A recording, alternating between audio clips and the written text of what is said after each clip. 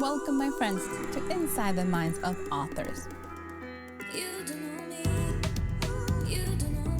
I'm DC Gomez, and I'm thrilled you're joining me today for a fun conversation with a passionate author. We're kicking off the program, like it's our tradition, with a short reading from the feature book.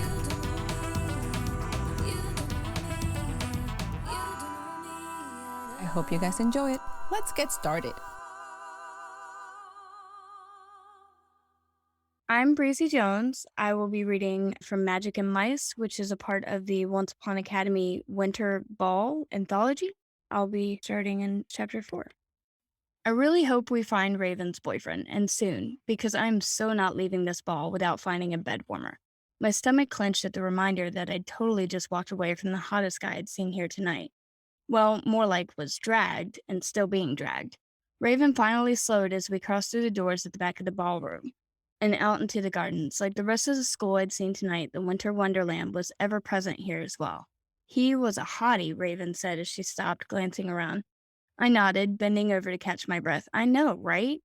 I said in between sucks of air into my lungs. Why are we out here? I asked. Raven turned to me, her eyes wide and full of worry. I don't know, maybe he came outside for some fresh air? I tilted my head to the side, straightened, and looked around. It was hard to see much past the rows of frosted flowers in the darkness. Together we took a few steps further into the maze of flower beds, hoping to see anything that might be Fang. Over there, Raven squealed, hopping a little. I think I see him. I turned in the direction she was pointing and could just make out the form of a person. If it weren't for the white shirt, I don't think we'd have been able to spot him at all in this darkness. Even with the moonlight, the campus was huge. Personally, I couldn't have said it was Fang or someone else from this distance, but I figured Raven knew him well enough by now she would know better than me. I smiled at her, my shoulders and back relaxing a little.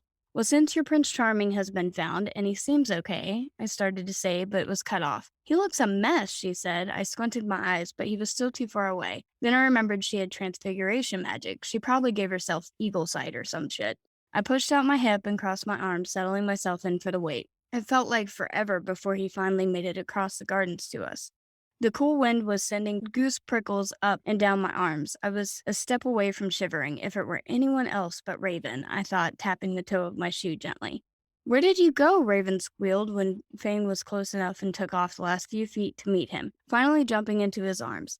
I picked up my skirts and trailed after her. He spun her around before setting her back down on the snow-covered ground. What the fuck happened? She asked, this time with a less excitement and more fierceness to her tone as she slapped him on the shoulder. I bit back a laugh at her behavior. Excitement to anger in 2.3.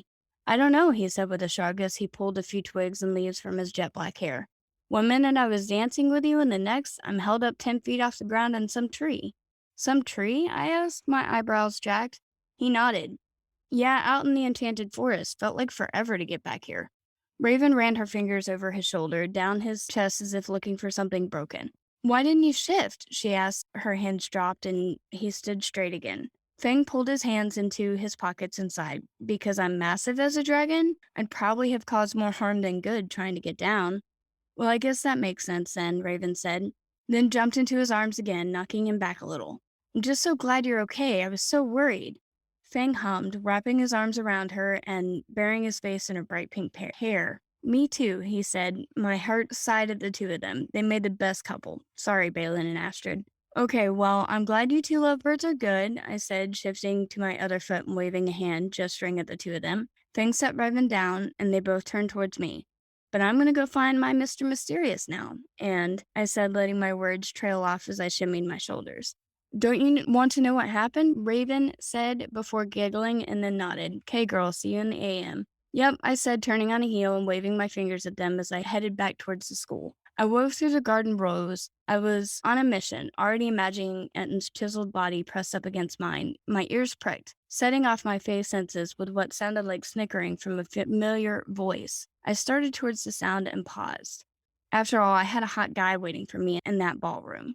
Did you see her face? The voice asked. Melanie's voice, the headmistress's daughter and mean girl #1 at the school. I frowned, inwardly groaning, knowing I would regret this. She was so freaked, another voice sounded. And this time I knew for sure I was right. That was definitely Mean Girl's bestie, Melanie's bestie, Priscilla. Not much brains in that girl's head, but a whole lot of nastiness. Pursing my lips, I made up my mind. Hotness could wait. Girl code demanded it. Taking my steps as lightly as I could, I tiptoed closer to the voices. I came upon a large snow-capped tree and pressed myself up against it, praying I wouldn't be hurt. Making Fang disappear was good, but not enough, Melanie paused. I could only imagine the evil plan forming in her mind. That dark fairy bitch needs to pay. I had no doubt Melanie had one hell of a pissed-off face on right then. To be fair, Raven did turn Melanie's fuck buddy, Stefan, prince and son of Briar Rose, into a donkey, but he totally deserved that shit. Honestly, Melanie should be grateful Raven showed her what a jackass Stefan was. And after what she did to me, I put a hand across my face to stop myself from laughing at the memory. Yeah, like a lot, Priscilla said. I was proud of myself for remembering the blonde's name at all. She hardly said anything with any actual thought, let alone enough to warrant attention. We'll get her, Lacey, mean girl number 3, said, followed by footsteps. Oh shit, they're coming my way. I pushed myself as far up against the tree as I could, hoping the branches would hide me from their view. I sucked in a breath and held it there as they rounded the tree. Just a few more steps and shit, my heel snagged as I adjusted, sending me backwards and then sideways as I slumped down the tree. Ouch, I groaned, pulling a hand to the side of my face, followed shortly after by fuck as I realized I'd been caught by the mean girl's attention. Well, well, well, what do we have here? Melanie sang, tapping her fingers to her cheek. Looks like we've found a little rat. You mean Cindy? Priscilla said with a confused tone in her voice. Raising my brows at her unbelievable obliviousness, Melanie ignored her. Here, Melanie said, reaching a hand out to me. I'll help you up. I didn't take her hand. Melanie had the rare talent of transfiguration, like Raven, except that to use hers, Melanie needed physical contact. I wasn't Priscilla. I dropped one hand to the ground, the other grabbing the tree that grounded me seconds earlier, and pushed myself up, or tried to, as Melanie's hand grazed my shoulder, and suddenly I was falling back to the ground. Well, shit. I shot daggers up at her from the ground when it dawned on me that she was much larger all of a sudden. Oh shit, no, no, no, I chanted mentally as I tried to look down at myself to see what she had done, except all I could see was snow. Lots of snow, huge hills of snow. The fuck, I tried to say, but only squeaks came out. What the fuck did you do to me? I tried again, and again, only squeaks. Melanie glided down, balancing on the balls of her feet, bringing her face closer to mine as she pinched her lips into a pucker face. What an adorable little mousie you make, she cooed, and then giggled.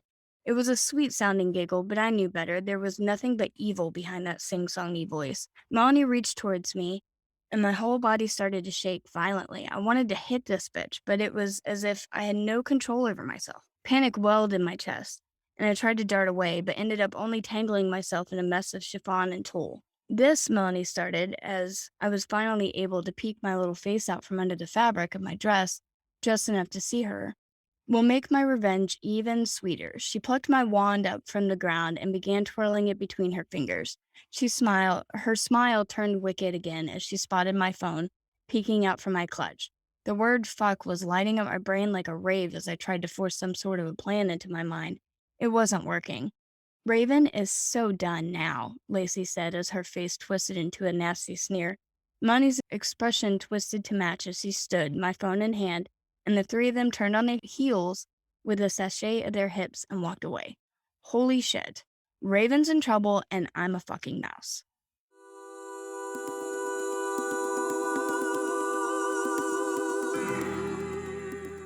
Hi, everyone, and welcome to another fabulous episode of Inside the Minds of Authors. Season 3 is here, and we are kicking it off with some incredible authors, some incredible books, and it's just fabulous things happening our way. Today, we have the amazing Miss Breezy Jones with us. Hi, sweetie. How are you? I'm good. How are you? I am so excited you're here. I can't wait to jump in to talk about this book, talk about what you got going. So let's not wait any more time. Tell us, what is this book about? Where did it come from? Once Upon Academy is like a fairy tale college set in a fairy tale realm with the descendants of fairy tale characters, such as like the daughter of Snow White or Sleeping Beauty and that kind of thing. My character this year is the daughter of the fairy godmother, Miss Fay, which is our school counselor, and she's head of admissions at Once Upon Academy. I came up with it because I really wanted to do a secret release anthology. I had seen it happen before and it just looks like so much fun. So I decided that's what I want to do. And then I saw a cover that had like, it was like a princess cover and it reminded me of The Descendants, the movie. And I was like, that's what we're going to do an academy about Descendants of Fairy Tales.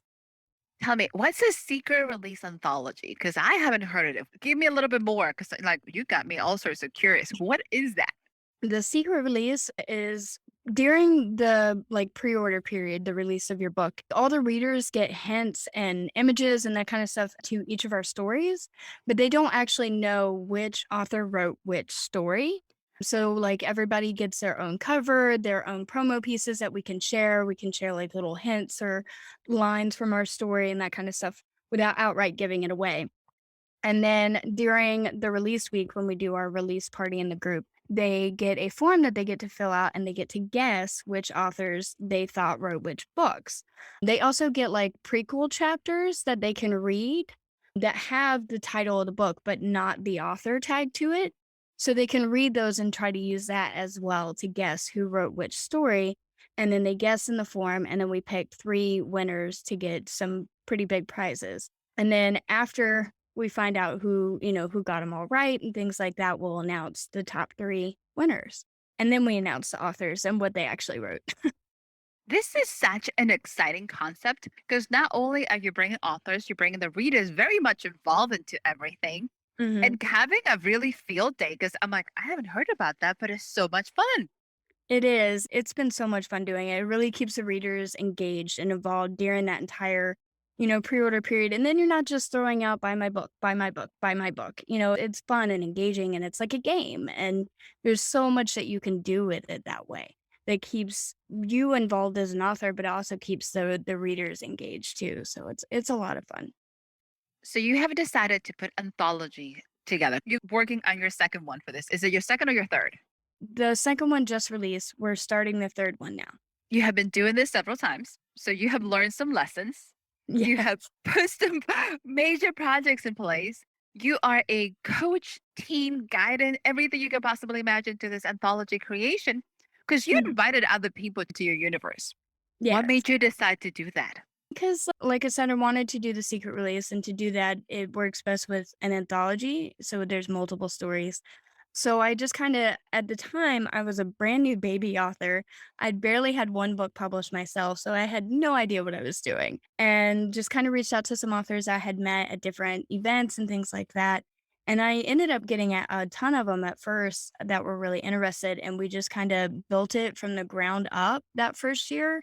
As a group, we all created the school, we created the classes, everything about it we did together as a group and just kind of molded it that way from, the stories to the actual like business end of it too. We all kind of voted on pricing and where do we want to publish and how do we want to publish it. In the beginning, it was a holy mess. I'm not going to lie. When you talk about too many hands in the cookie jar, that is a real thing.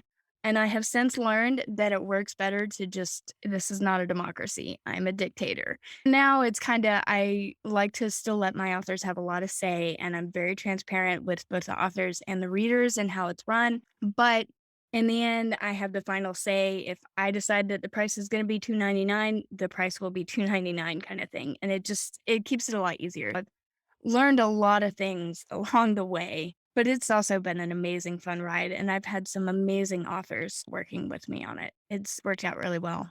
This is definitely baptism by fire because it's hard enough to say we're going to publish a book. And as a brand new author, I'm going, I don't know if I could handle deciding to put an anthology together. Other authors who's been playing in this field for a while, and they were like, "Yeah, we're gonna vote on everything." I don't know how you got it done because that's a lot of information like coming at you all the time. Yeah, it So was a lot of pulling my hair out. And I I can thank imagine. God for my husband because he kept me sane through that first year. There was many times that I was going, why did I do this? But we made it and it's been a pretty successful anthology. I'm really happy with the end result. You must be happy because you did a second one. Yeah. Yeah.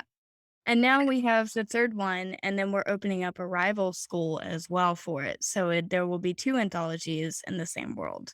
That's going to be fun as well, trying to balance the both of them. You're officially hooked on creating this universe. And it's Yes. a really fun one. I love the fact that it's the descendants of different fairy tales, which is kind of gives you a little twist and turns. Mhm. What time frame is this story based on? Are we looking current times? Where are you placing this in like our current setting? It's set in current day, but it's in its own kind of realm and universe. So, but there are some characters that come from quote unquote Earth realm. There's like, I think a character that comes from New York in the first one and travels to our realm, but it is set in present day. It just makes it easier to keep the timeline, especially with so many authors working on it together, cohesive to just say it's this date and this date. When you were working on creating this, how many of the ones from first anthology are still doing the second one? Is it the same group? Is it completely different? What transition? The first year we had 10 authors that ended up publishing with us that first year. Well, technically 7 came back this year. 5 in the anthology that was published, but there's 2 of them that still wrote a story that will be publishing it separately in the shared world. And then going in next year, I believe all 5 of the authors from this year want to continue on, and we're bringing on new authors this year too. So that's going to be fun and exciting as well. That is awesome and really exciting for the readers to be able to get these universe that continue to expand. Mhm. So, for your own story, what made you pick that character? Like, why, of all the little descendants, why the daughter of the fairy godmother? Like, how does that happen? Because I never would have thought about it as a kid. Like, why? Well, last year I did The Daughter of the Dark Fairy. I love Maleficent. That's one of my favorite stories.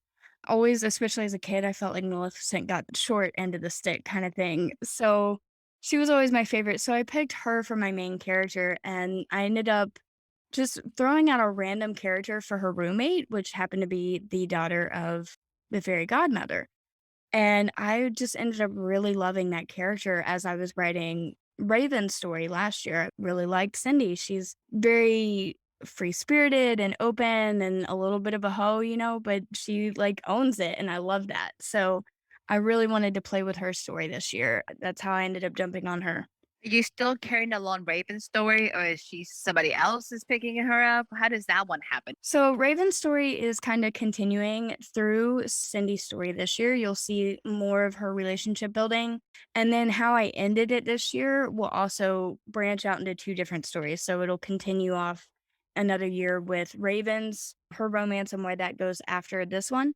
And then Cindy's romance will also continue. So it'll branch out. And then eventually I also plan to do Melanie, my mean girl. I want to do her story. Mean Girls are fun, probably because they come Yeah. with issues and attitudes. Let's put it out there. Yes. Yes. For these anthologies, who are you targeting with? Who is your target audience? What genre are you playing with? So it is new adult because it's a little bit on some of the stories are a little bit more adultish, steamier, but none of them are super steamy. They're not very explicit or erotic level. We kept it to new adult, so it's right there in that not quite teenager, but not quite full on adult erotica type deal. So It's a very good level of mix. Somebody had told me that we no longer have the new adult category. I was like, I don't think it went away, but I was like, I don't think it disappeared, but it's such a good range, especially for college students. I Mhm. love that group. When you guys were working on these anthologies and your book specifically, did you had a target message that you wanted to portray? Was there something you wanted to tell the readers or hint at it, but didn't quite say right away? Not anything in particular, just I think we're all just kind of sharing our love of fairy tales and the different twists that you can do with fairy tales. I think that's pretty much our main goal with OUA is just playing with the different fairy tales and giving a new outlook on them. So when you're not writing this amazing anthology, what else do you work on when you're not working on this universe? So I also have my main series, Winter's Rise. That is probably my biggest series. It takes the most time. It's a very involved and depth series. And then also this year, I've signed up for a handful of box sets, small ones, just like cute little short stories here and there. So I'm gonna have a ton of young adult and new adult coming out this year and next year through the short stories. Then I also signed up for a list aiming set.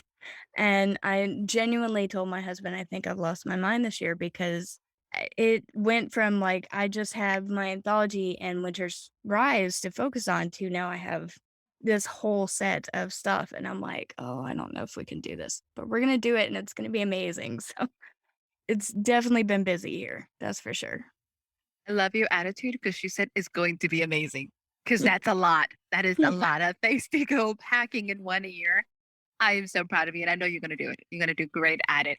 So tell us a little bit about your main series. What is it about? Give us a little bit insight on that as well, because we have you here, so we might as well ask. Tell us. It's really kind of hard for me to explain. I always suck with the elevator pitch on this one, but it's basically it's about a girl who becomes a werewolf, or she's been a werewolf. She's not really sure how to handle being a werewolf, and then she meets the town alpha of that area, and he kind of helps her to learn how to become, how to handle being a werewolf and that kind of stuff.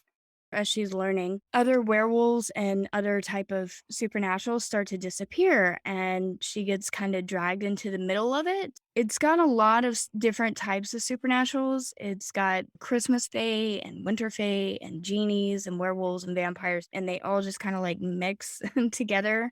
And she gets dragged into the middle of this like basically a supernatural like war that's kind of bubbling under the surface a little bit. Like I said, it's a little bit confusing to explain. It's just super deep and in depth. She's got a little bit of the werewolf, but then she starts dealing a little bit more and more with the Christmas fae, specifically like Santa Claus and Jack Frost and Krampus and that kind of stuff. And she gets dragged into all of their politics and that kind of stuff. And she has to learn how to own herself and love herself and really learn who she is in order to kind of save the day, sort of thing. I so love the fact that you take some of the things that we're very familiar with. You're talking about fae, you're talking about werewolves, and then you twist it. Your Mm, fantasy brings things like Santa Claus and like Jack Frost. It was like, I never would have thought about them in a novel. But yeah. you incorporate these things so well into your readership and create these universes that are so rich. We're going to switch a little bit. How long have you been writing? Because that takes a lot of passion to bring all this together. How long have you been writing and how long have you been publishing? Because those are two separate things. Yeah. I've started writing, God, I think my daughter was like 2 or 3. So about 6 or 7 years now, I guess.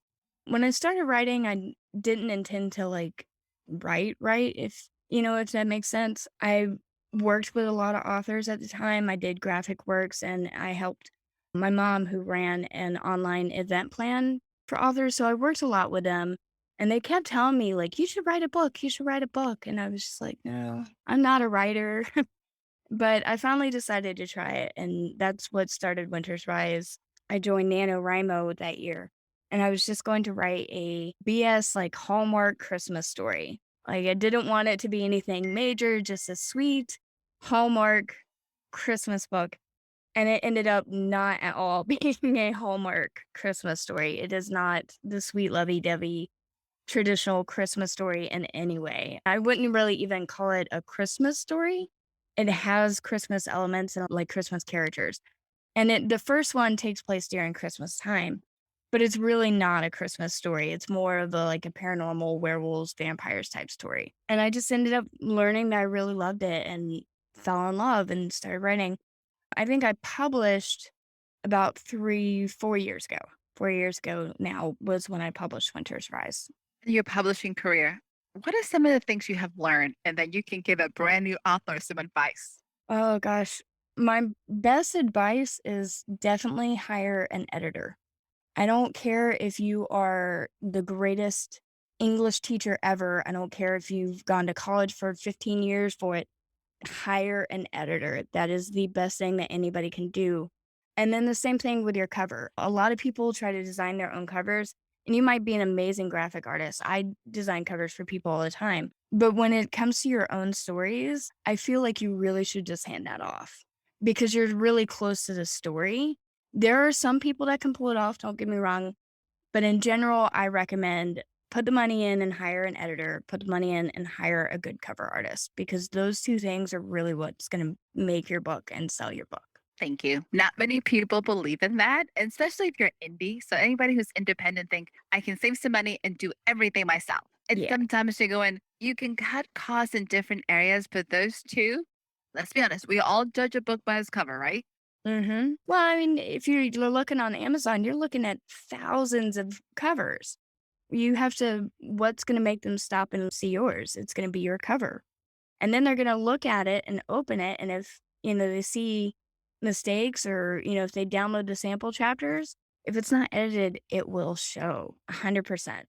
It's very amazing advice that sometimes gets taken for granted. If you can't pay, trade with somebody. You'd be Yeah. surprised how many of us are in the business. You can trade with somebody that can do that for you, and Oh, you yeah. can do something else for them. So, as you've been on this journey, and you have done anthologies, you have been a group leader for anthologies. Because I'm like, oh my God, Breezy, I can't believe you have done this and still have managed to survive and love it.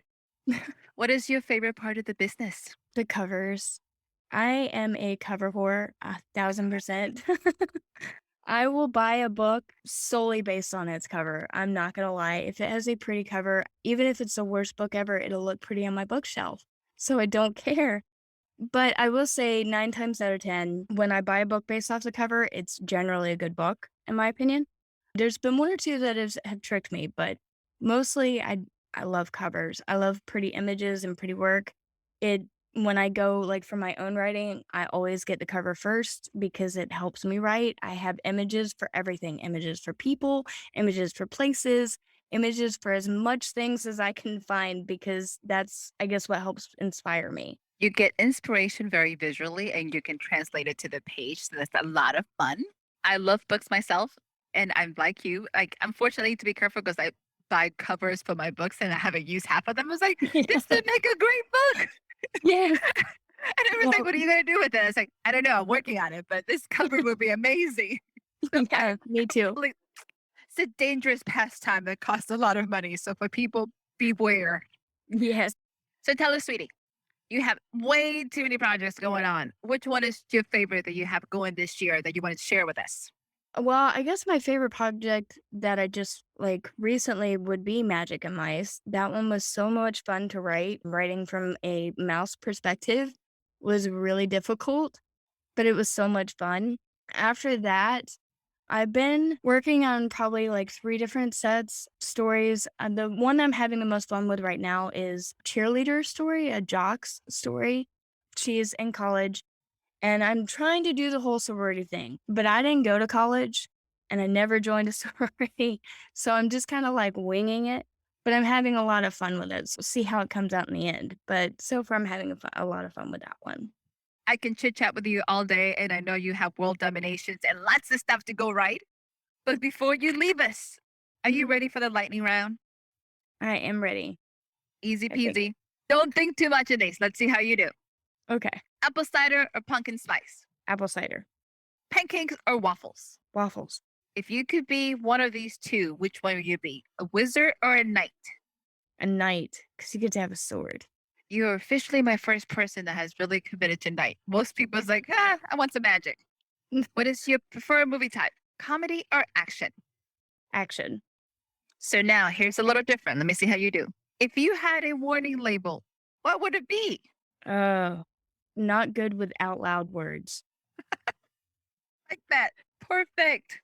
Well, sweetie, it has been a pleasure. Where can our listeners find you? Where are you located? What is your social media? Where can we get hooked up on all of the magic that you have going on? You can pretty much find me everywhere. I'm on Facebook, Instagram, TikTok, all the places and all the things. Most of my handles are Breezy Jones or Breezy J Author, except for Instagram's a little bit different. It's Breezy_Jones88. I'm pretty easy to find. Your books are definitely on Amazon, so people can find them anywhere else besides Amazon. They can find your books. Most of my books are wide. You can find them on Amazon, Barnes& Noble, Apple, Kobo, all the places. Perfect, perfect. Do you have any closing remarks for us, Madame? Just thank you so much for having me. I'm really excited to get to talk to you, and I hope all the readers enjoyed my snippet. It was so much fun. I'm pretty sure our listeners are excited to get to know you more, to listen to more. You have all this energy and passion for the craft that I love. And like usual, I love talking to you, so we can talk anytime.